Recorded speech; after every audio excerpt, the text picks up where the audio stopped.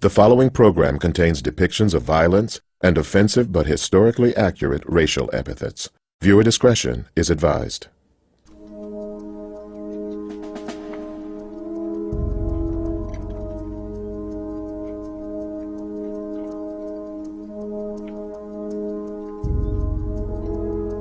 I do order and declare that all persons held as slaves within said designated states and parts of states are and henceforward shall be free.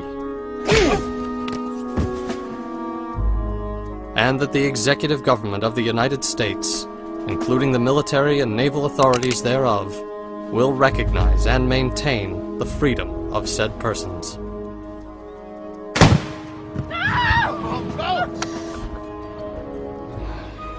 Abraham Lincoln's Emancipation Proclamation promises freedom for the slaves.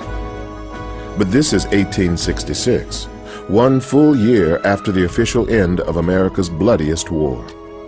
This scene is not a pre-Civil War atrocity. It is a post-Civil War nightmare. History books declare that the American Civil War ended in April of 1865, but did the violence end? No, it did not. The violence continued at least for another decade. These post-Civil War years bear witness to an insurgency that rips throughout the entire South. It is a period known as Reconstruction. I think the operative word for the Reconstruction period would be violence. Throughout every southern state, the Reconstruction period is marked by racial massacres, vigilante violence against all races, and the rise of Confederate paramilitary groups like the Ku Klux Klan, America's first terrorist organization. In all these states, you have a second Civil War. Some declare with honor that the South shall rise again. Many believe it never really fell.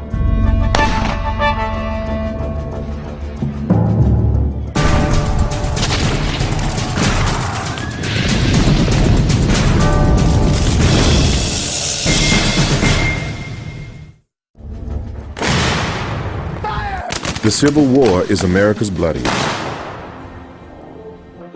But the Reconstruction years after the war ends is also a period of intense violence.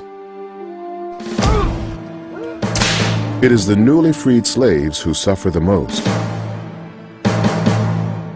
Historians don't know how many African Americans were killed in the wake of the Civil War, but it was an extremely violent period. Hundreds, probably thousands, had been killed between 1865 and 1866, all over the South, in virtually every city, in virtually every state, in virtually every county. In Pine Bluff, Arkansas, a mob of ex-Confederates burns a black settlement to the ground, then hangs 24 of the black men, women, and children. In North Carolina, a wealthy white woman is charged with killing a black mother who had tried to protect her child from a whipping. A reporter in Nashville writes, "White men are riding about whipping, maiming, and killing all Negroes who do not obey the orders of their former masters, just as if slavery existed." There were instances in which African American women who were pregnant were lynched, and they had the babies pulled right out of the womb. There were instances in which African American men were castrated. And oftentimes, these events were almost like the carnival, where hundreds of whites would come out to witness them. The violence suffered by blacks during this time is often perpetrated by Southern landowners attempting to keep their cheap labor in the fields, like Amos Black, who demonstrated his brutality in the summer of 1865 in Tennessee. You've been fooled by the damn Yankee lies that you thought you was free and you could not obey your master. There ain't no law against killing niggers. I'll kill every damn one I have if you do not obey me and work just as hard as you did before the war. This is not the post-Civil War America envisioned by Abraham Lincoln.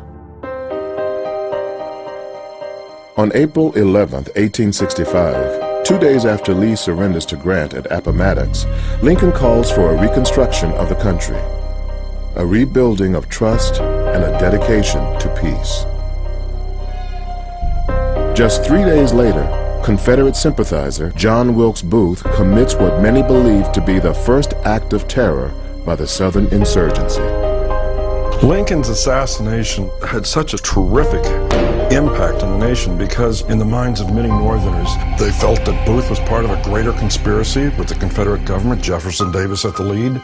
And so not only have these people caused this Civil War, this bloodbath for the last 4 years, but now in their death throes, they would actually turn to assassination and kill this magnificent man. So guess who's to blame? It's the South. It's not John Wilkes Booth. It's the South. While much of the nation weeps, many in the South refuse to mourn Lincoln's death. In one instance, there was a lady who was told to either display mourning, which she hadn't up to this point, or face the consequences. She refused. She says, "What? Show a sign of mourning for Abraham Lincoln. Who but for him would not be husbandless or childless today." So the soldiers ran through the house themselves until they found her widow's weeds, the dress and veil she had worn to bury her husband and son. And the boy brought those back to Mrs. Stewart and said, "This is what you'll display." And she says, "All right, you folks step across the street. I'll display this myself with my own hand." The soldiers went across the street. They saw the lady come out onto her porch. They saw her hanging the widow's weeds around a piece of wood across the porch. And then they saw her also tie it around her neck. And before anyone could react, she stepped off the porch and she hung herself. This was her final act of defiance. But scenes like this went on throughout the South in the aftershock of Lincoln's death. Suicide seems extreme, but many Southerners are bitter after 4 long years of war. The Civil War claims the lives of nearly 260,000 Southern men. Historians think that probably 1 out of 4 white Southern males of military age was either dead or very seriously wounded by 1865. And by very seriously wounded, I mean having a life-threatening injury like a traumatic amputation where they were probably never going to be physically made whole again. Those who are able return home to utter devastation. The soldiers that returned from the battlefields found their cities almost totally destroyed, many of them beyond recognition. They found trains demolished. They found crops burned. They found the animals dead by the side of the road, the stench. People talk about the stench on the way home, how terrible it was. Thousands starved to death. Orphans wander the streets. Homelessness runs rampant. The nation that had barely come into being has now been destroyed. It had a demoralizing effect on a lot of Confederate veterans. They were exhausted by the war, and they had been defeated by this war. And in a society or in a Southern culture that valued the idea of honor, this is about as shameful an experience as they could be going through, to have been defeated by the Yankee. But for Southerners, what may be the most difficult part of the defeat is the social and economic cost of the loss of slavery. The social order had been, of course, turned on its head. No longer were there slaves. They were free black people now, with rights, and with federal bayonets to back up those rights. It was a different world. When the slaves are emancipated at one single fell blow, that causes half of the capital wealth of the southern states to disappear. It would be as though in 9/11 that not only did terrorists fly jets into a couple of buildings on Wall Street, but imagine if Wall Street itself was obliterated and how that would affect the economy everywhere. All of a sudden, no bank in the South had any money. The slave trade had been a $2 billion industry, over $30 billion in today's currency. To maintain their wealth, many large plantation owners refused to free their slaves and launched their reign of terror. But violence associated with retaining free labor is only part of this second Civil War. The other category of violence was anyone who was associated with political organizing for the Republican Party, and this could be either black politicians or white politicians because they represented, as Lincoln himself did, the idea of overturning the old order in Southern society. These politicians are fiercely loyal Unionists, known as Radical Republicans, and include Arkansas Representative D.P. Upham. The Radical Republicans were the leftists of their day in that they wanted change now. They didn't want to talk about it a year later or 10 years from now. They wanted it now. But that change includes granting full rights to the freed men, which the Southern slave culture despises.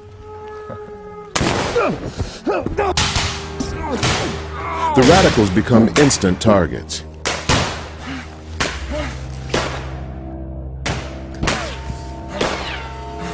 So it wasn't only African Americans. Any white Republican in the South was a marked man after 1865. Amidst the violence, the Radical Republicans create the Freedmen's Bureau, America's first major relief organization. The Freedmen's Bureau is responsible for the general welfare of newly freed slaves, including creating schools and helping blacks obtain their own land. At the end of the war, the North confiscates over 800,000 acres of land from the South. The Freedmen's Bureau's mission is to parcel out this land to newly freed slaves, helping them transition from slavery to freedom. But these programs are severely underfunded and understaffed. During Reconstruction, the Freedmen's Bureau stations only 900 agents throughout the South. This lack of support comes directly from a man who has declared war against the Radical Republicans. Abraham Lincoln's successor, President Andrew Johnson. In my opinion, President Johnson was nothing but a walking, talking disaster. At every crucial point, he seems to come up on the wrong side of history. There would be no real land distribution, certainly not widespread throughout the South, and the blacks would not, for the majority, they would never control their own land. For the 1864 election, Abraham Lincoln had asked then Tennessee Senator Andrew Johnson to be his running mate. Although Johnson is a Southern Democrat, he is an anti-slavery Unionist and would likely appeal to more conservative Democrats living in northern states. But while Johnson is anti-slavery, he is not in favor of granting rights to freed blacks. Like most Americans of the 19th century, Andrew Johnson is a white supremacist. He despises the institution of slavery because of the power it grants the planter class in the South. After the war, with slavery now destroyed, Johnson proves rather indifferent to the plight of the freedmen, the blacks in the South. It's one thing to destroy the institution of slavery, it's quite another to then elevate the blacks to a level of social equality. Johnson has no intention or no desire to see racial equality brought to the South, or anywhere in America for that matter. What surprises many is Johnson's leniency toward the ex-rebels. For a man who supposedly despises rich plantation owners, he makes it easy for Southern states to return to the Union. No punishments, no questions asked. Historians are unsure why Johnson flips, but soon Southern states restore their governments to pre-Civil War status. Elections have resulted in the appointments of many prominent ex-Confederates, including Senator Alexander Stephens of Georgia, who had been the Vice President of the Confederacy. Almost immediately, most former rebel states enact harsh laws known as black codes. The black codes are laws designed to regulate the lives of blacks, in particular to control their movements throughout the South and to force them back onto the plantations as farm laborers working for the white landlords. Some codes prohibit blacks from owning firearms, buying liquor, or engaging in any trade or business other than farming. The land promised to the freedmen is returned to unrepentant rebels, sentencing blacks to a landless existence for generations to come. Often, white landowners would hire freed slaves to work the harvest, only to chase them off the land when their wages came due.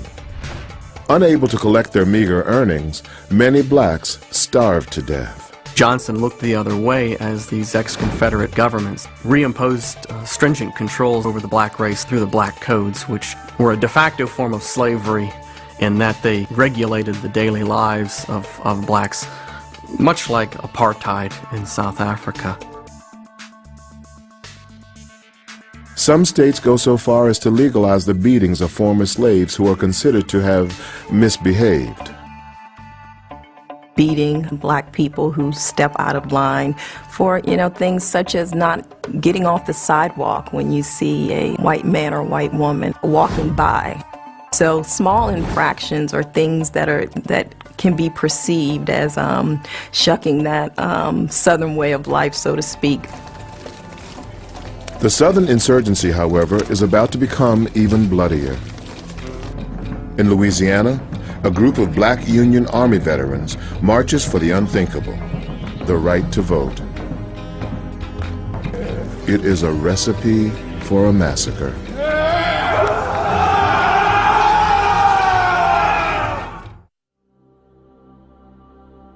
We have turned loose 4 million slaves without a hut to shelter them or a cent in their pockets. If we do not furnish with homesteads and hedge them about with protective laws, if we leave them to the legislation of their late masters, we had better have left them in bondage. Radical Republicans, like Pennsylvania Representative Thaddeus Stevens, want to help newly emancipated blacks transition from slavery to freedom. But only 1 year after the end of the Civil War, the American people are still bitterly divided as to the fate of blacks. For much of 1866, I would argue, the country is sort of tottering on the edge of two competing theories about what to do about Reconstruction. President Johnson has his own plan, which is essentially restoring the Old South minus slavery and minus the plantation elite. Radicals in Congress want something different. They want a kind of revolution within Southern society. They want to give blacks the vote. And a pivotal battle in the fight for black suffrage is about to erupt in New Orleans. Because of its strategic location at the mouth of the Mississippi River, the North targets Louisiana during the first year of the Civil War. A year after the war breaks out, Union soldiers occupy the state. 3 years later, James Madison Wells becomes governor of Louisiana. By 1866, Wells wants to give blacks the vote. The decision to enfranchise African Americans by Republican politicians within New Orleans is a mixture of both idealism and of partisan calculation. No question about it that the Unionist leadership within New Orleans, many of whom are white Union Army veterans themselves, they look at the political landscape within Louisiana and they see that if the Republican Party is ever going to come to power, it's going to have to enfranchise African Americans. Governor Wells supports a call for a state convention to be held in New Orleans on July 30th, 1866, at a large Union meeting hall called the Mechanics' Institute. The agenda? To make black suffrage a reality. This is extraordinarily controversial and is deeply feared within the white population. And Wells is doing this because he fears that if nothing else is done, that Confederates will be back running the state of Louisiana within a matter of months. By early 1866, many ex-rebels have already infiltrated the Louisiana state government. They are men like Mayor John Monroe, Attorney General Andrew Herron, and Lieutenant Governor Albert Voorhees. All are determined to restore white supremacy to the state. It's the coming of the state convention that really has the potential to throw a kind of a lighted match into a powder keg of conditions that are going to explode within New Orleans. The ex-rebel leadership creates a deputized police force made up of hundreds of armed citizens to prevent the convention from taking place. There is, however, one obstacle to their plan: federal troops. On July 27th, 3 days before the convention, Lieutenant Governor Albert Voorhees sends a telegram to President Andrew Johnson asking whether federal troops will intervene. Johnson's reply to Voorhees sets the stage for murder and mayhem. To Albert Voorhees, Lieutenant Governor of Louisiana, New Orleans, Louisiana. The military will be expected to sustain and not to obstruct or interfere with the proceedings of the court. With the apparent blessing of the president and no federal troops in sight, the ex-Confederate leaders of New Orleans moved to carry out their plan. General Absalom Baird, commander of federal troops in Louisiana, sends a telegram to his superiors in Washington. He receives no reply. What this does is it makes Baird very unsure about what it is he is actually supposed to do. Baird was a professional soldier. He was trying very much to stay out of the politics of this powder keg that was developing. He actually did not want to get involved, and that would ultimately be his downfall because he couldn't avoid it. While Baird remains in New Orleans, he stations his troops at Jackson Barracks, 3 miles down the Mississippi River. This would prove to be a costly decision. Early on the morning of July 30th, 1866, about 150 white and black Union delegates convene at the Mechanics' Institute. Across the French Quarter of New Orleans, about 200 black Union Army veterans begin a freedom march, calling for the right to vote.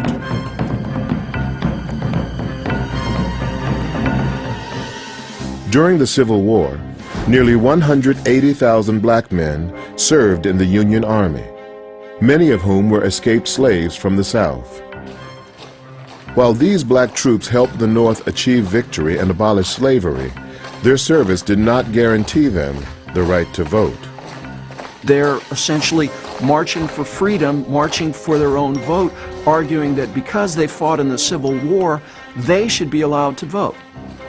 They demanded political rights, they demanded economic rights, they insisted that they were not going to be subordinate to white Southern planters the way that they had been when they were slaves. So part of this was a sort of a welling up on the part of African Americans who thought that they'd been liberated in the war and they were not going to be made into subordinate or second-class citizens again. The parade makes its way up Burgundy Street toward the Mechanics' Institute. Along the way, crowds of white men and women gather and berate the marchers.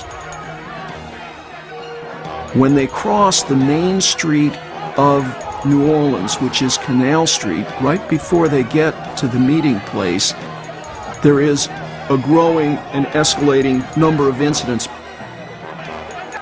Racial epithets are hurled back and forth. Bricks are thrown, bottles are thrown.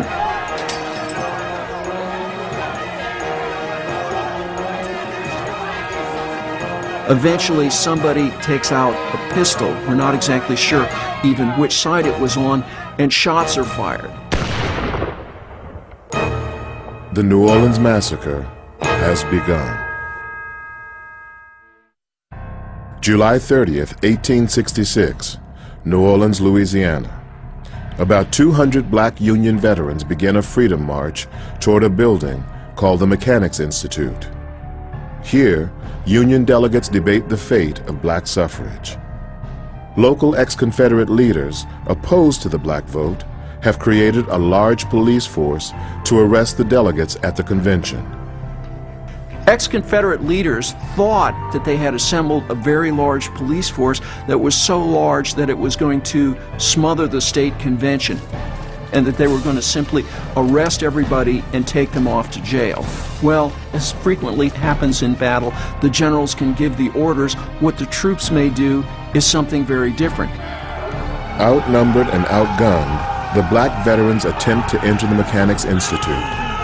The full police force attacks them from behind. The delegates inside watch in horror as the massacre unfolds. The scene is described in a passage from the House report on the New Orleans riots.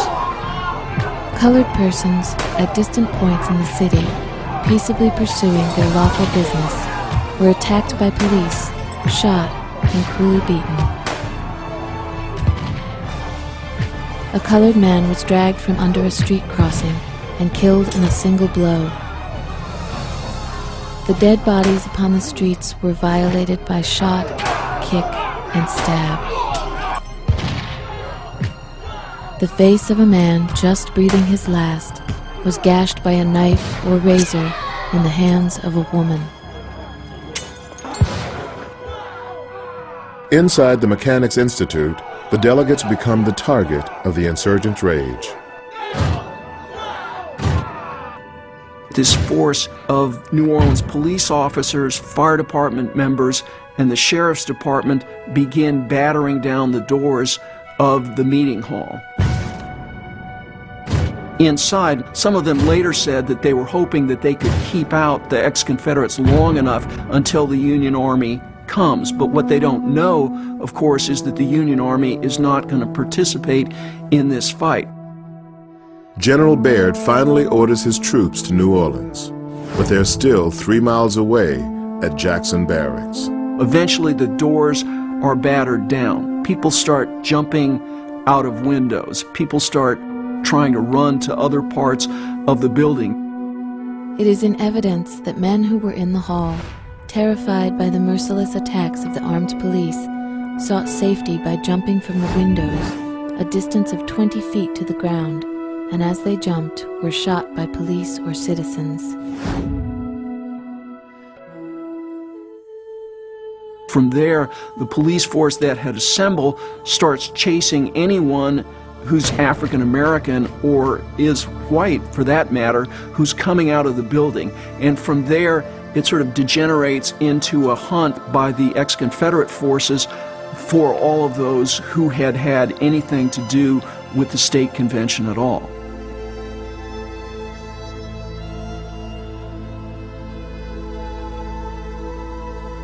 By the time General Baird and the federal troops arrive, it is too late. The riot is over. All that is left is the carnage. Baird immediately declares New Orleans under martial law, which the ex-Confederate leadership says there's no need for martial law here. We have everything well in hand. We've got all of the violence taken care of. Officially, reports state that the mob kills over 50 people and severely wounds over 200. Many historians believe, however, that this number is much higher, as many bodies are carried off by friends or relatives and buried privately. In the weeks that follow, not one police officer, public official, or private citizen is indicted for their role in the massacre. You have to stop for a minute and see how this has to hit a northern population just a year after the Civil War. Many of them had to wonder, is the Civil War really over in the South when it's not safe for Union veterans, be they black or white, to walk the streets of New Orleans or indeed to hold a political meeting? Or are they going to get assassinated? Are they going to get massacred? Are they going to be run out of town? Anti-black violence erupts throughout the South, including Richmond and Norfolk, Virginia, Charleston, South Carolina, Montgomery, Alabama, Pensacola, Florida, Savannah, Georgia, and Memphis, Tennessee, where a mob butchers 50 former slaves and burns close to 100 black homes and churches to the ground. They called it peace. It wasn't peace. People bloody and dead in the streets. These things happened scores of times throughout the South. The impact is to convince an uncertain northern white population that Andrew Johnson's Reconstruction plan was an utter failure. Despite the bloodshed and the criticism from the North, Johnson launches a speaking tour to defend his policies. But his long-rumored drunkenness becomes prominent as he sarcastically calls for the execution of leading radical Republicans and publicly blames Congress for the New Orleans Massacre. Andrew Johnson saw the world in terms of black and white. There was never any middle gray ground. You were either for him or against him, and that's part of the problem with this ongoing battle with the radical Republicans, was that Johnson had no politics in him. Yes, he was all those things. He was a drunken demagogue. He was an individual that had some terrible characteristics. But in the final analysis, Andrew Johnson basically protected the South against the more radical Republicans in the North. The campaign proves to be an enormous failure. Johnson is heckled by hostile crowds. In Indianapolis, a street riot erupts, resulting in the shooting of 5 men. Riding this wave of Northern anger, the Republican Party wins majorities in both the Senate and the House of Representatives during the midterm elections of 1866. For the first time in American history, one party has a 2/3 majority in both houses of Congress. And what that means is that if Republicans decide upon a plan of Reconstruction, they can pass it, and they can pass it again over Johnson's veto. And that's exactly what they proceed to do in 1867. In an attempt to crush the ex-Confederates, the radical Republicans passed the controversial Reconstruction Acts of 1867 over President Johnson's veto. All state governments elected before this time are abolished and new elections are ordered. In these elections, freedmen must be allowed to vote. It is a massive political power play, as the black vote will ensure Republican victories. For most Southerners, the Reconstruction Acts are equivalent to a declaration of war. With Andrew Johnson rendered powerless, the ex-Confederates are now exposed to the unbridled wrath of the radicals. Few radical Republicans are more fiercely anti-Confederate than Parson William G. Brownlow of Tennessee. William G. Brownlow regarded ex-Confederates as rebels and traitors, and he saw them as unrepentant Americans who had plunged the nation, and in particular his state of Tennessee, into the hell of war. Prior to the war, Brownlow enjoyed a colorful reputation as both a Methodist preacher and the controversial newspaper publisher of the anti-Confederate Knoxville Whig. We feel as if we could crowd them all into the inferno regions, and those who sympathize with them we think deserve no better fate. Let them be punished. Let them be impoverished. Let them be slain. And after slain, let them be damned. In a state where nearly 2/3 of the population are Confederates, Brownlow's rhetoric proves to be volatile. When Union armies overran Tennessee in 1863, Brownlow changed the paper's name to the Knoxville Whig and Rebel Ventilator. Parson Brownlow is one of the more savage individuals in American political history, beyond a shadow of a doubt. Some of his edicts, his proclamations, almost smack of ancient Rome. He takes a hard hand against the ex-Confederates, and he actively tries to promote the Reconstruction agenda of the Republican Party. And he's not afraid to face the ex-Confederate or rebel insurgency head on. Although Parson Brownlow would deny that he said such things, they're right there in his Knoxville newspaper.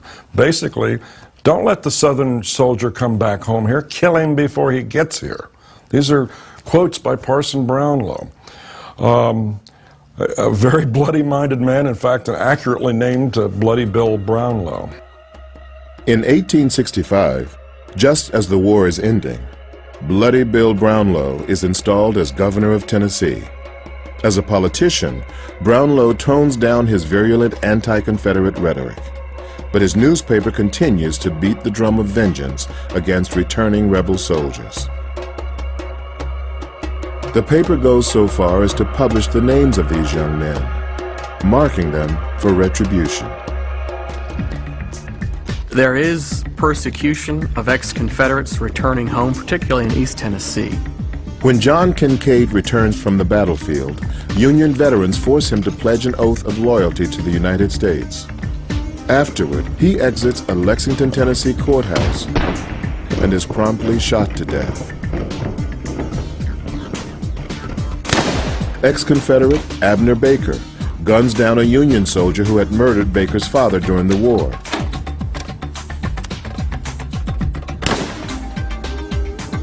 A mob of over 1,000 Unionists break into the jail in which Baker is being held and hang him. Though there is no evidence that Governor Brownlow ordered these death sentences, nobody is ever prosecuted for the murders. In the summer of 1866, Governor Brownlow calls the Tennessee State Assembly into special session to vote on ratifying the 14th Amendment to the Constitution. The amendment not only gives blacks the right to vote, but strips voting privileges away from ex-rebels and prevents them from running for public office. Brownlow quickly runs into resistance from Democratic state legislators. When Brownlow calls the Assembly into special session to vote on ratifying the 14th Amendment, a large group of legislators refuse to do so. They leave the premises in an effort to prevent a quorum so that the General Assembly cannot vote on the matter at all. Governor Brownlow uses some pretty heavy-handed measures to get them back into session. Firing squad ready. Brownlow arrests the legislators and threatens to have them shot if they do not return to the building. Aim. The legislators refuse to move. Fire. Firing squad ready. Governor William G. Brownlow is about to execute Tennessee state legislators for not voting his way. Aim.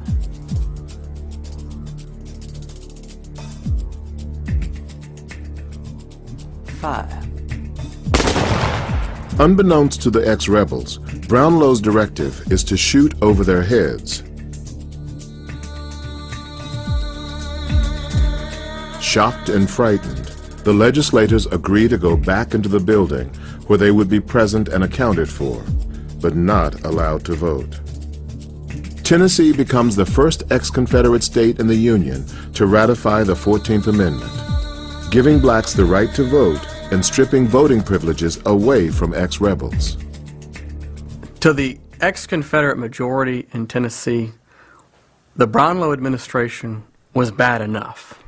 But when the Brownlow administration gives blacks the right to vote, to the white majority, the ex-Confederate majority in the state, this is a disaster. This is the worst possible outcome that the war could have produced. It was bad enough to lose the war, but now to live in a state where I, as a rebel, cannot vote, but a man who only a few years before was a slave now has the right to vote. This is sheer madness.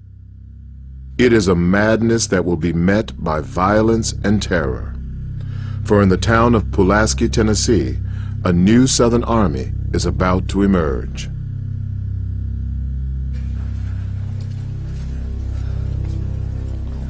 Early in the summer of 1865, just after the official end of the Civil War, 6 young Confederate veterans returned to their homes in Pulaski.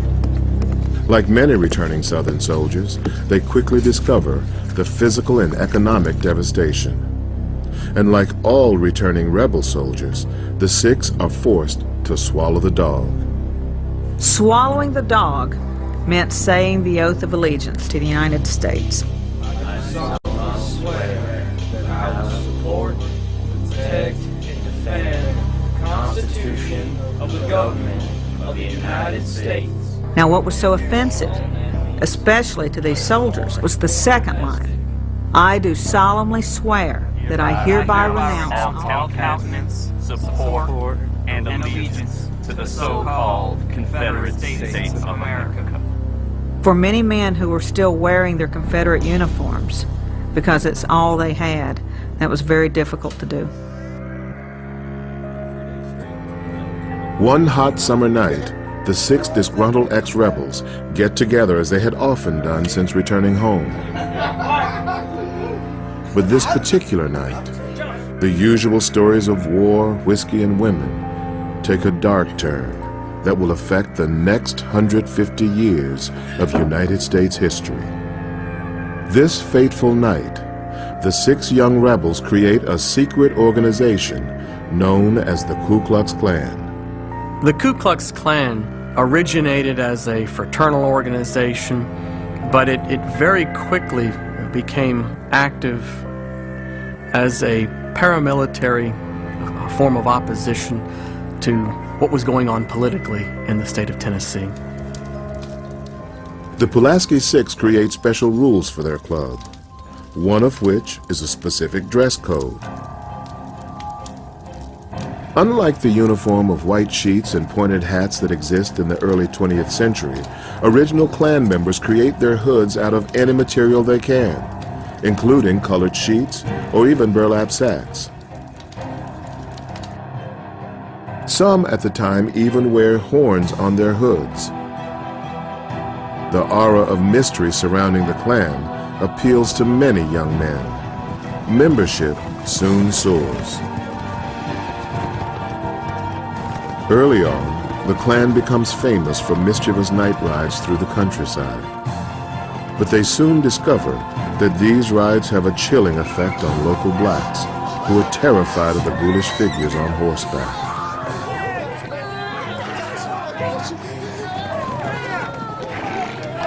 Exploiting the freedmen's fears, the Klan turns the night rides into a strategic terror tool.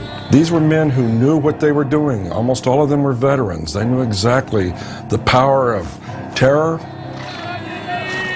Soon, the night rides become violent. They're breaking up public meetings, burning churches, burning schools. Local sheriffs who were in sympathy with the radical party were beaten and in some cases killed. There was one account of a black woman, one of the more vocal opponents of the Klan in the area. She was brought out one night by the Klan and stripped naked, bent over a log, and then they proceeded to whale the holy tar out of her.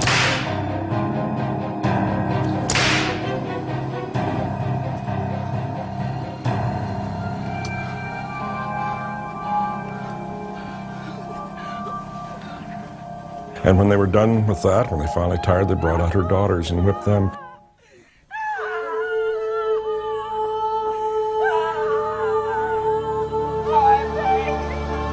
They were basically continuing the war.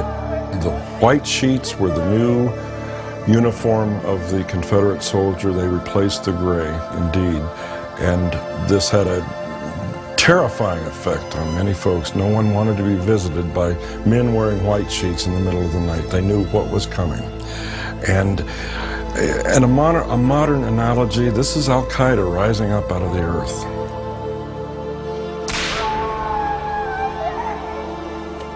By 1867, there are dozens of small Klan groups known as dens spread throughout the state of Tennessee, all working independently. Governor Brownlow attempts to enact legislation allowing sheriffs to employ anyone to help stop the insurgency.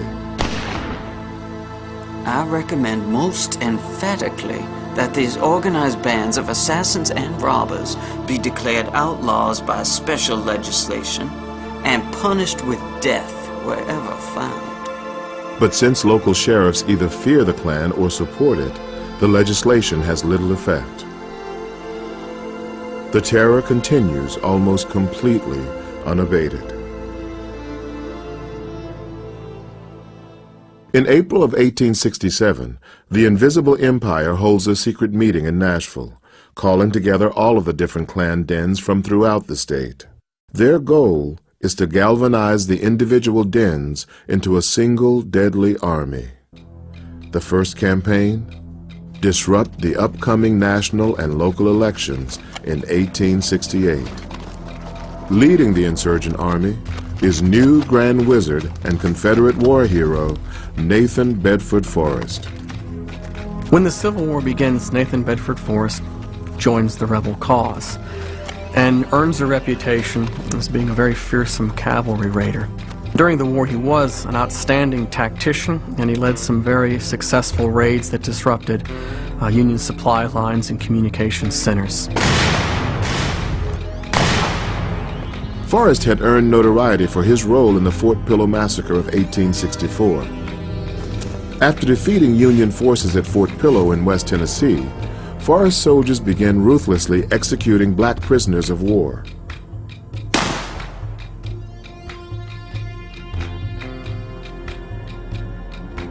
With his taste for blood and his hatred of blacks, Forrest seems to be the perfect man to lead the Klan. With Forrest's help, the Klan quickly spreads throughout the entire South. The Klan became sort of a paramilitary arm of the Democratic Party, which of course was supported by the former Confederates. An observer for a New York newspaper writes of Klan activity in Georgia. There are parties of rebels now going about through the state murdering loyal citizens in their houses at night and shooting them from bushes during the day. In South Carolina, an agent for the National Republican Party reports, "It is not safe for me to go alone, unarmed, into the upcountry here. Negroes are daily shot dead. I fear that thousands of voters will be kept away or driven from the polls." This fear becomes a reality. In 1868, voter registration rolls show that there are over 100,000 more black voters than white voters in the South. But violence against blacks wipes out this numeric advantage. While Republican Ulysses S. Grant wins the presidency, many Democrats win back local and state offices. White violence is making an impact. Southerners generally were in favor of the Ku Klux Klan because they were providing some stability. They were providing a sense of law and order. In this chaos, in this pandemonium that has been let loose in the South. In Tennessee, it is believed that Southern white supremacists murder an average of one person a day leading up to the elections of 1868. Black voter turnout here drops by over 17,000 from the previous year. Many question why it takes Governor Brownlow so long to wage a serious war against the Klan. Finally, in 1869, Brownlow has legislation passed that gives him the power to declare martial law and organize a state militia against the Klan. Nathan Bedford Forrest threatens to meet Brownlow's militia with a Klan army, which he claims is 40,000 strong. The people of Tennessee brace for a bloodbath. Tennessee Governor William G. Brownlow has mobilized a state militia and declared war against the Ku Klux Klan.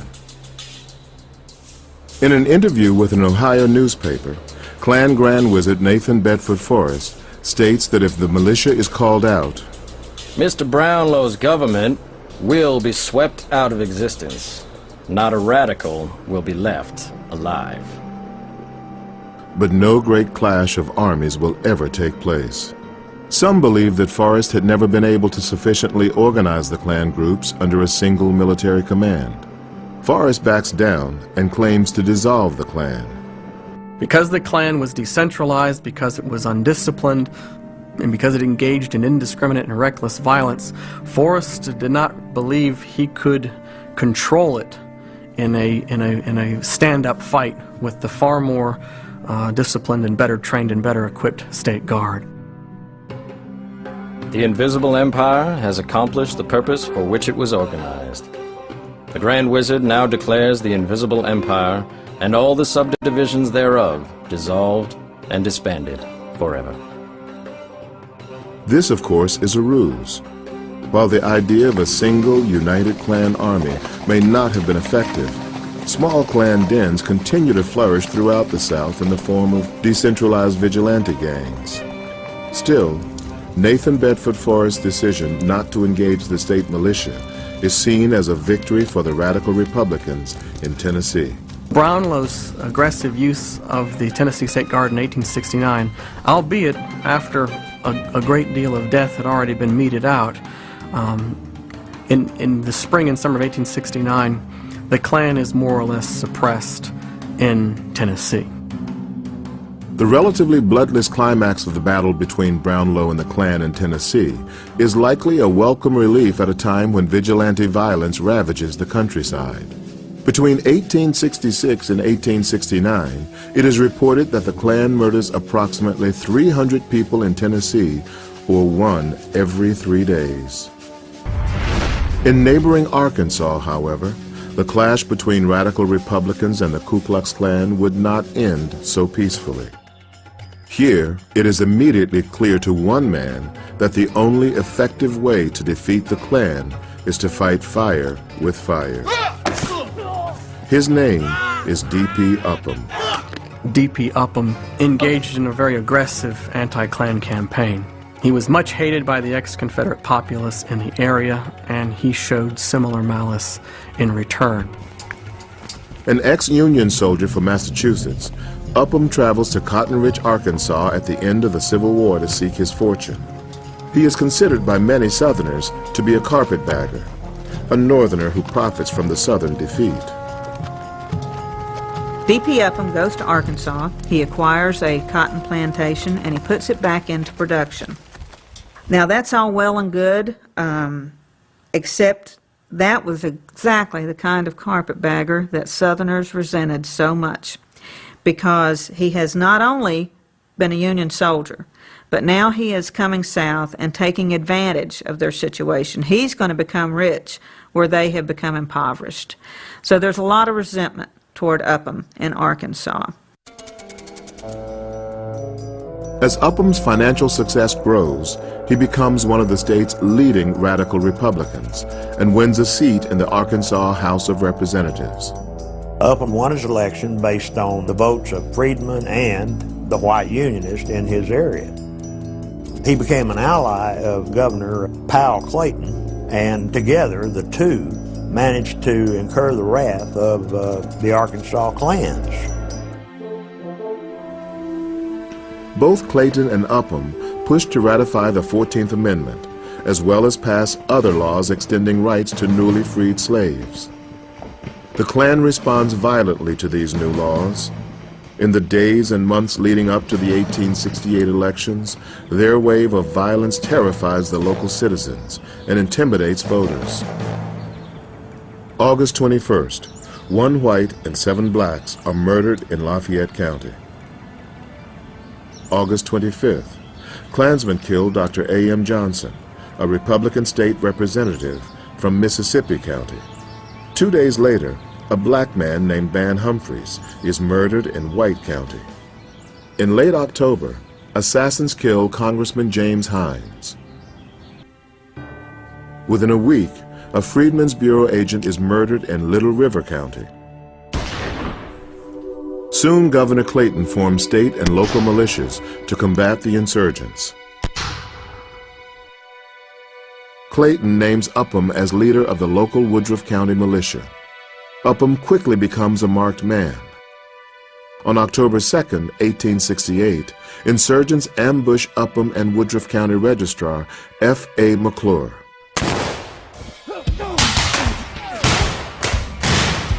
It is unclear exactly who the assailants are, but just 2 weeks earlier, an ex-Confederate colonel and prominent Klansman named A.C. Pickett had declared, "If they attempt to organize militia here, I don't know who it'll be, probably Upham. I'll be the first man to fire a gun. I will climb over the last nigger to get Upham. The Ku Klux Klan draws first blood in this war. But Upham is about to get his revenge.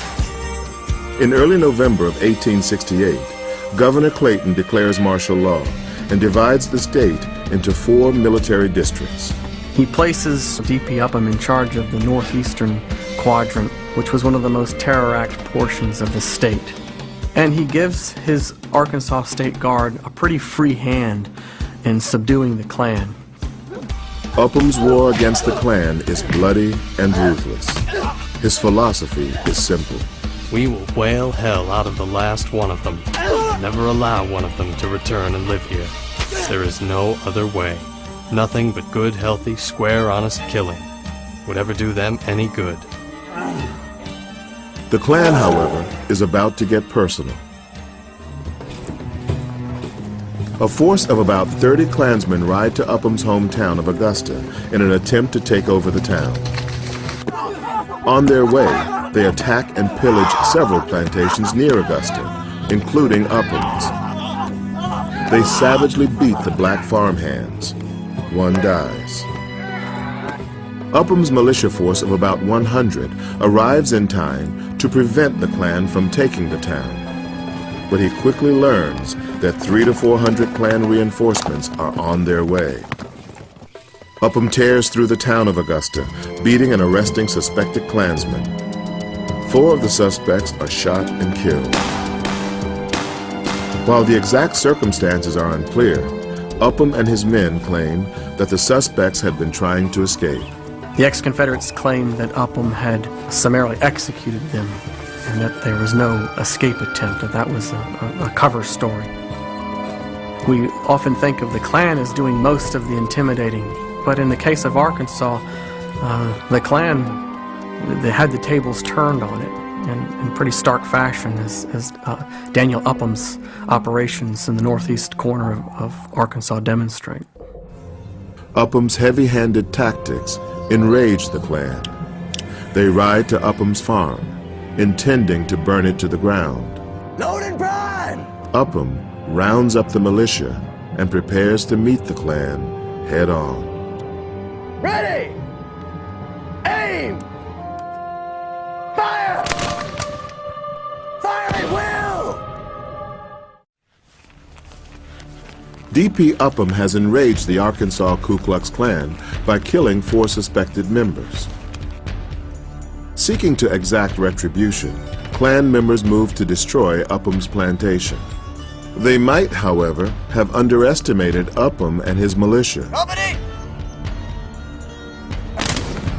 A fierce battle erupts on Upham's property. Company!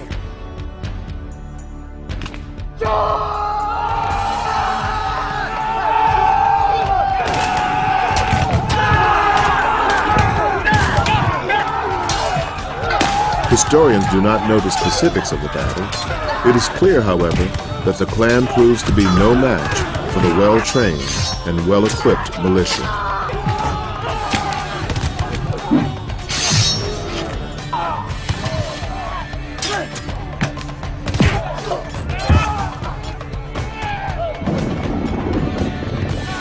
As a leader in the Arkansas militia, Upham was not afraid of the Klan. And maybe that was one thing that really distinguished him from many other people. He was not cowed by the Klan, and he fought them at their own game. Regardless of how the battle is fought, its outcome is considered to be a demoralizing defeat for the Klan. After several more skirmishes, Upham is able to suppress the entire Arkansas Klan. That Upham demonstrated his resolve and was a big part of why the anti-Klan campaign in Arkansas was a success, because he took the gloves off and went after the Klan. While Upham finds success in Arkansas, it is only when President Ulysses S. Grant sends in the U.S. cavalry in 1872 that the entire South is rid of the Invisible Empire. This, of course, is only temporary, as the Ku Klux Klan will reemerge and reinvent itself time and again throughout American history. Even without the hooded menace, the battle for white supremacy during Reconstruction does not end.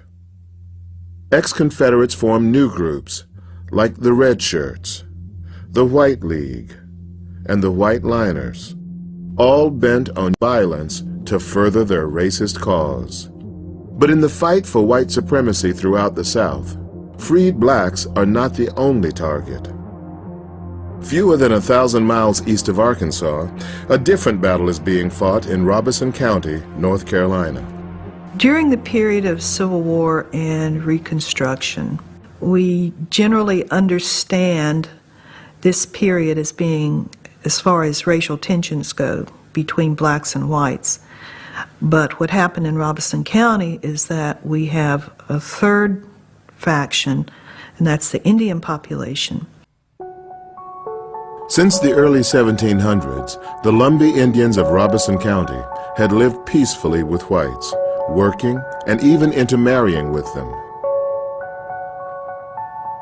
But in 1835, a new state constitution strips away the rights from all non-white citizens.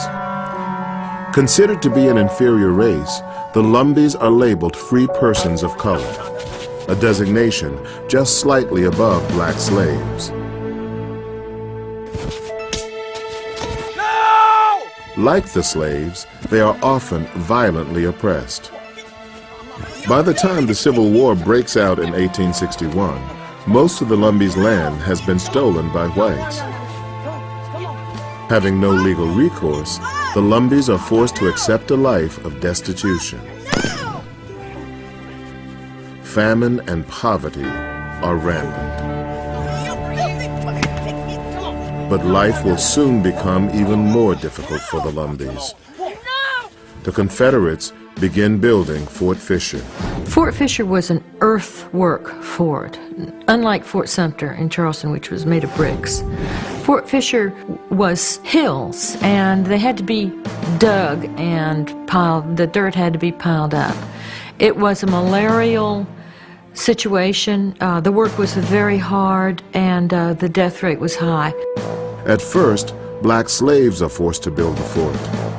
But much of the workforce is decimated by starvation and malaria. The local slave owners didn't want to send their slaves because of the malaria and the disease that would kill their slaves, basically killing their property. And because the local landowners didn't want to send their slaves, then you had to put someone there to build the fort. And of course there were these Native Americans, these free persons of color as they were identified back then, and many Native Americans were sent there. By 1864, most young male Lumbees hide in the swamps to avoid a certain death sentence at Fort Fisher. But local Confederate authorities are on a constant prowl, searching for new slave labor. They are known as the Home Guard. During the Civil War, those individuals that didn't go off to fight the war, that stayed at home, were organized as the local Home Guard. And basically the local Home Guard had authority to do whatever they may, and in many instances this resulted in conflicts with Lumbees. Throughout the war, the Lumbees are terrorized by the Home Guard. Lumbee homes are constantly raided. Escapees from the labor camps are beaten and often killed. Their job was to police the county and to keep the law. But they could do pretty much what they wanted to because they didn't answer to anyone. So if they wanted to lynch someone, if they wanted to kill someone, and they did commit murders, they were held unaccountable. It must have been a nightmare for the Lumbee families to know that their young men could disappear any day off the road and never be heard from again. It's in these very straitened circumstances that somebody has to rise up and say, we need a change, or, somebody becomes a leader during those times. That leader would be a young Lumbee named Henry Berry Lowry. Lowry is only 17 years old. Like many of the young Lumbee men, he avoids the labor camps by hiding in the swamps. From here, Lowry will lead a guerrilla war against the Confederates and become the Robin Hood of the Lumbee people. During that time, Henry Berry and his gang were robbing wealthy landowners.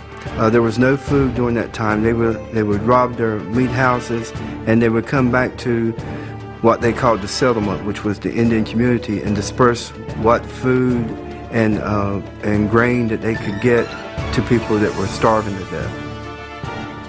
Henry's band includes his brothers and cousins, ex-Union soldiers, and some ex-slaves.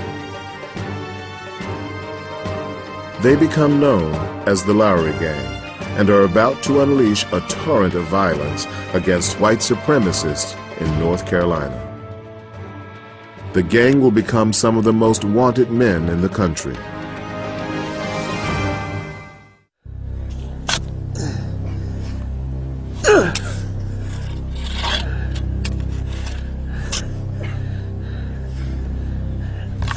In March of 1865, the Home Guard in Robeson County, North Carolina, are about to start a war that will last the next 7 years.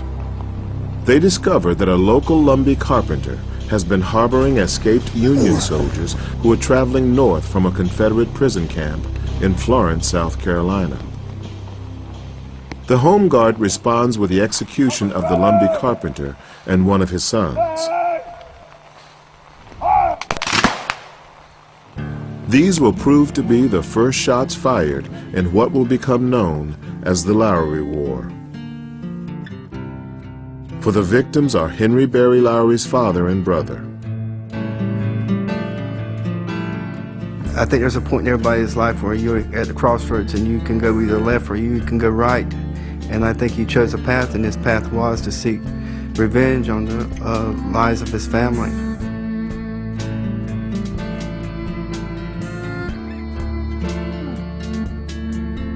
It was like a bomb exploding. It was finally a release of all the pent-up frustration, oppression, and other things that had been going on with the Indian people. And in 1865, the Civil War was ending, but the war in Robeson County was just getting started. From the swamps, Henry Berry Lowry launches a guerrilla war against the whites of the Home Guard, who, after the Civil War ends, are joined by many returning Confederate soldiers.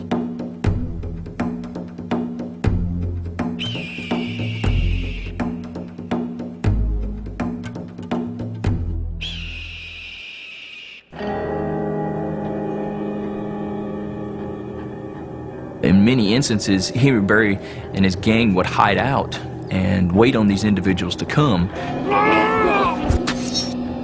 And when the individual was near enough, they would jump out from behind the bushes and basically execute the individual.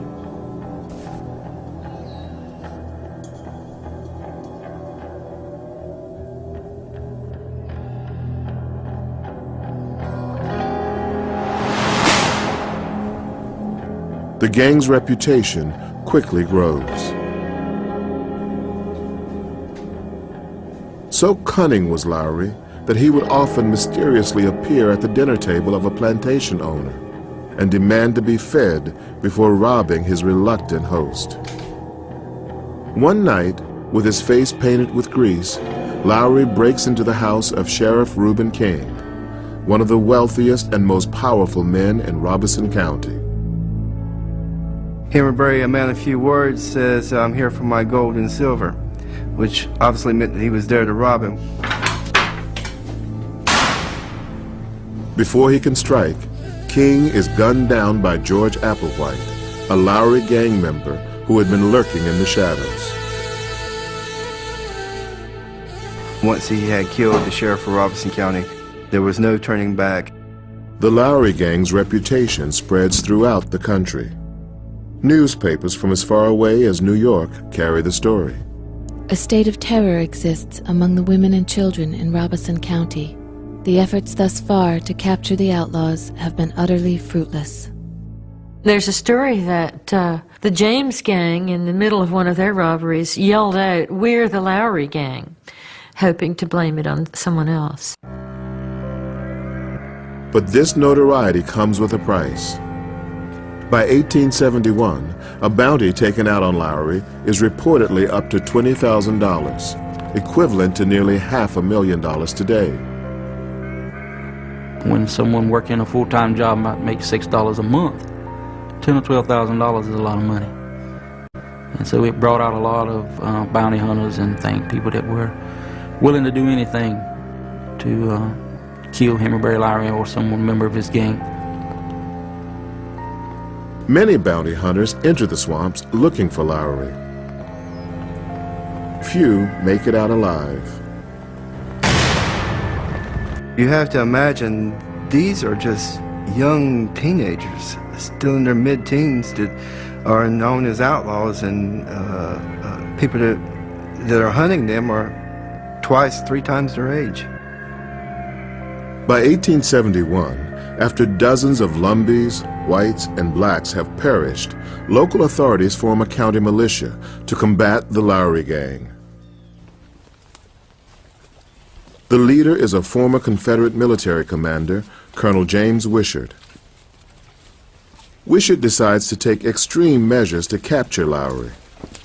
He arrests the wives of the Lowry gang members, including Henry's wife, Rhoda. I can imagine that Henry and his gang, the members of his gang, were not happy about this at all. And what happens is an event comes out of all this where I think Henry's invincibility and the myth and the aura and all of this about Henry Lowry it becomes even larger. As the wives are being transported to prison, Lowry leads an ambush attack against the militia.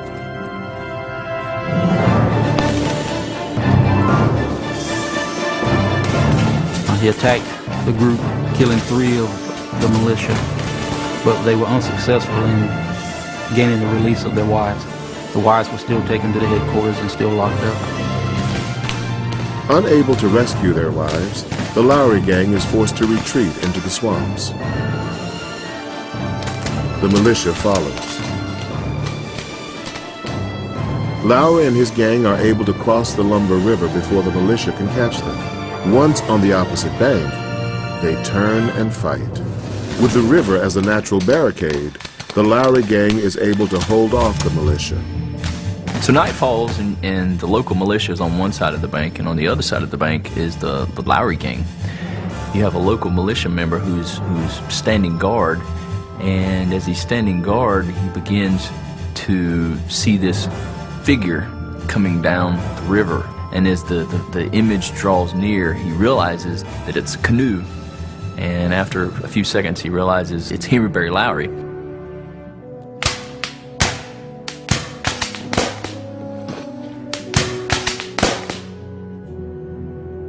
Believing they have finally killed their most sought-after enemy, the militia ceases firing.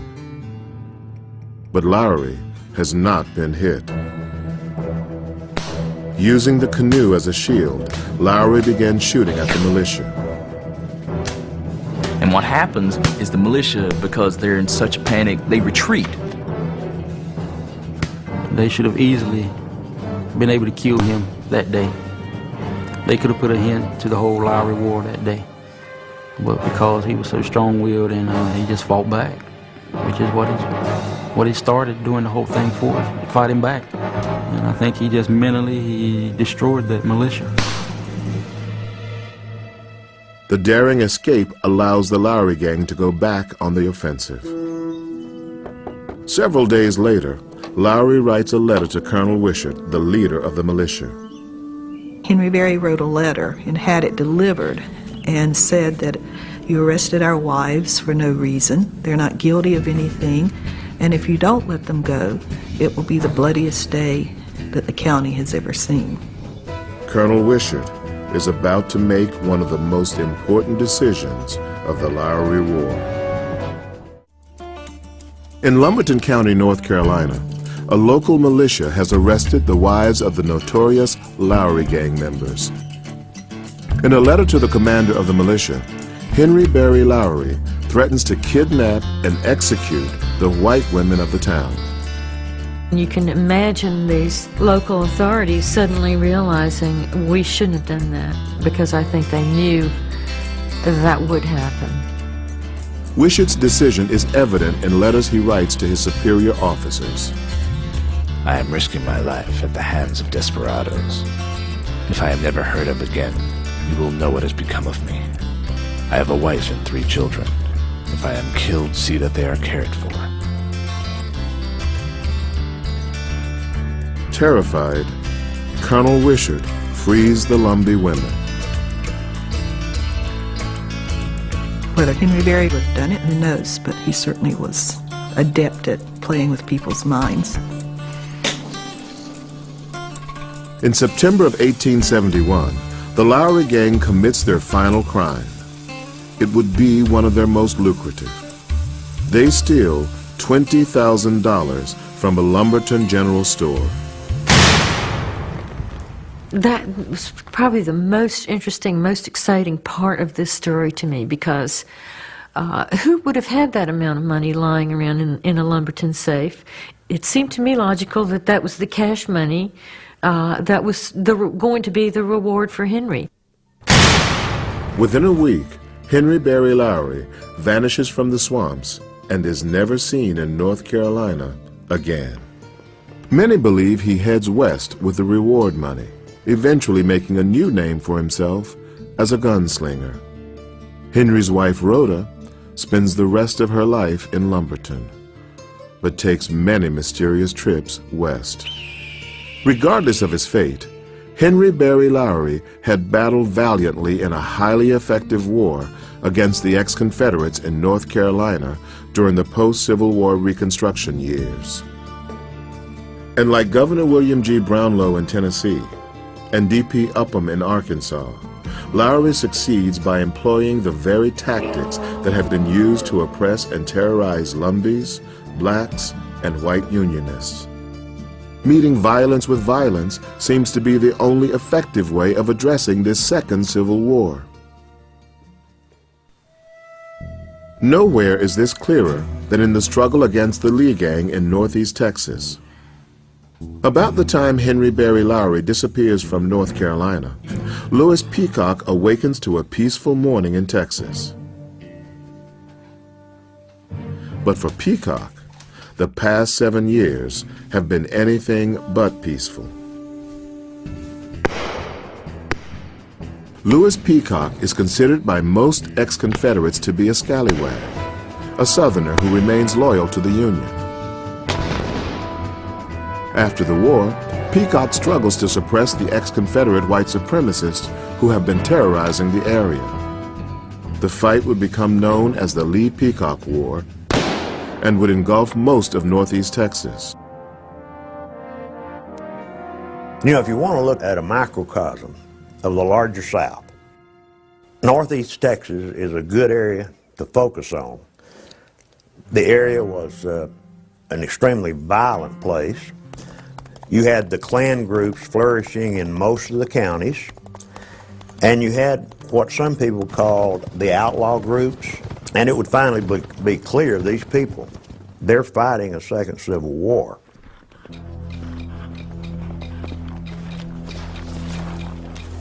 Leading the charge against Louis Peacock and the Texas Unionists is a man named Bob Lee. In 1865, while most Confederate soldiers are returning home to Texas in tattered uniforms, Bob Lee rides a horse into town carrying saddlebags full of gold. Lee touts himself as a captain of the Army, one who had valiantly led rebel troops in some of the Confederates' most important victories. In actuality, he had never risen past the rank of sergeant. But lying about his military record is far from the worst thing Bob Lee has ever done, or will ever do. Bob Lee, according to some of the men who served with him, became a war criminal. If he were left alone to guard prisoners, they seemed to have a way of all being shot while attempting to escape. When his unit surrendered at the end of the war, they were in the area of Mobile, Alabama. Bob Lee was gone. He had deserted. He was AWOL. While Lee deserts his fellow rebels, he does not abandon his zeal for the Southern cause and its cherished institution of slavery. After the war, Bob Lee refuses to release his family's black workers. When local Freedmen's Bureau agents order the workers to be freed, Lee attacks.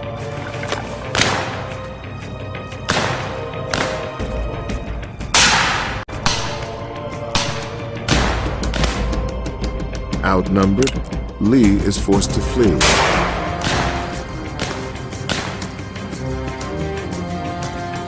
It is July of 1865, and Bob Lee is a fugitive on the run. He forms a gang known as Lee's Raiders and launches a deadly campaign of terror aimed at freed slaves and white Unionists. They're going to punish those carpetbaggers, scallywags. They're going to punish the Freedmen Bureau. They're going to punish the new freed people. Louis Peacock is near the top of Bob Lee's hit list. One day in 1868, Peacock calls a meeting of his Unionist allies. Unionists were having a meeting discussing politics, discussing resistance to Reconstruction, probably discussing the threat made by Bob Lee and his Raiders. All of a sudden, out of nowhere, comes Bob Lee charging in like cavalry. This is just one in a long list of battles that Lee and Peacock will fight during the Reconstruction years. Lee and his Raiders often have the numeric advantage and are bound together by a powerful motivating force. You get them all working for the same goal, which is white supremacy and the fact that the Confederates are going to control this state. Bob Lee was so bad in his lifetime that some contemporaries in the region called him the Man-Eater. Peacock survives this battle, but the Man-Eater is winning the war.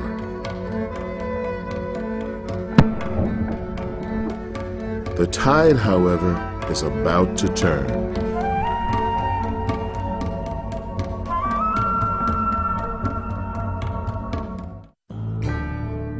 On January 13, 1871, 6 years into Reconstruction, President Ulysses S. Grant delivers a report to Congress documenting over 5,000 acts of terrorism perpetrated by ex-Confederates throughout the South. President Grant requests from Congress the power to deploy federal troops to once again subdue the South. But many in the North no longer care about the terror raging through the South. Radical Republicans lose power, and the party fractures. When Grant finally does obtain the power to send federal troops to the South, his resources are limited, and only a few select states receive federal help. One of these states is Texas. Since the end of the Civil War, ex-Confederate Bob Lee and his outlaw gang have been wreaking havoc throughout Northeast Texas. In Northeast Texas, where Lee was operating, about 200 people died at the hands of Lee and/or one of the members of the band he usually rode with.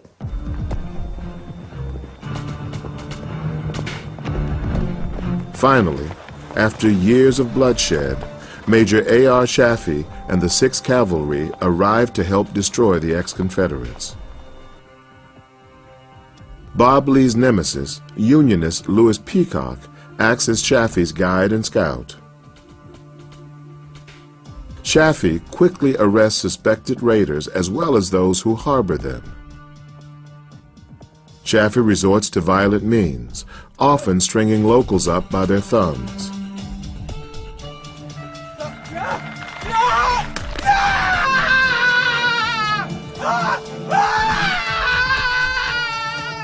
Chaffee's bush beating begins to scatter Lee's murderous flock. In July of 1869, an informant tells Louis Peacock of Lee's whereabouts. It had long been rumored that Lee was hiding in a treacherous part of the forest called Wildcat Thickets. Lee has left his hideout for supplies. All Peacock has to do is wait for Lee to return.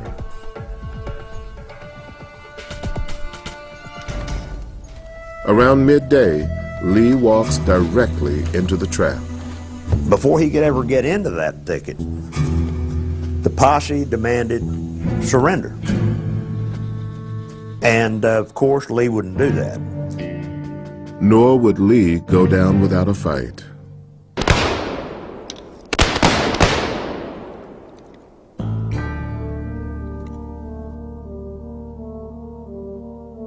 Bob Lee's death does not stop the violence. The next day, the informant is gunned down in his front yard. But eventually, the violence does slow, allowing men like Louis Peacock to sleep easier at night. But racism and Confederate loyalty run deep.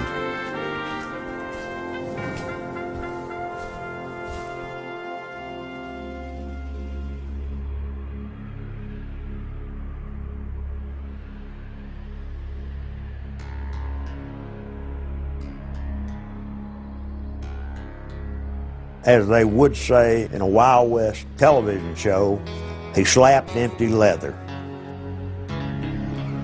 The guns weren't there. In his grogginess, I might think, he just left the guns on a bedside table.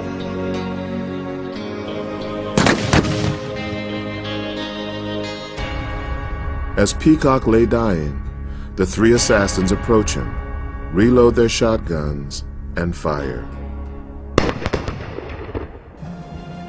According to the word of one of the killers later, they thought Peacock was dead, but one of his feet kept shaking.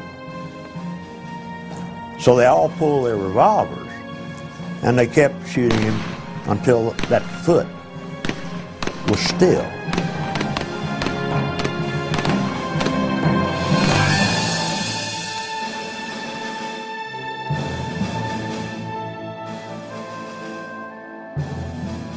So both principals eventually leave our stage. Lee dead by a posse's hand in '69. Louis Peacock dead at the hands of 3 murderers in '71.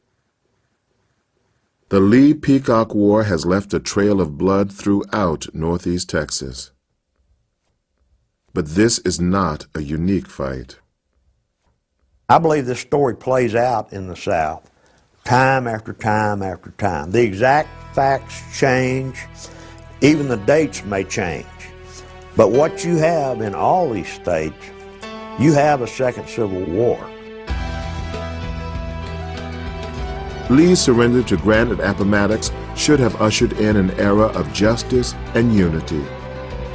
Instead, insurgent violence and terrorism reverberate throughout the South, claiming the lives of soldiers and citizens, sons and brothers. The Civil War does not end in 1865. It carries over throughout the Reconstruction period. Reconstruction is a militant continuation of the Civil War. And in the process, a lot of people died. Thousands perish, former slaves bearing the greatest burden, losing not only soldiers, but also women and children. What we can conclude about the violence and the terror that's taking place throughout the South is that it was effective. You see the redemption of the South shortly after the Reconstruction period ends, and you see these same ex-Confederate soldiers who held office prior to the Civil War coming back into power and really having the opportunity to move the South in the direction they see fit. You could say the North won the Civil War, but the South won the War of Reconstruction.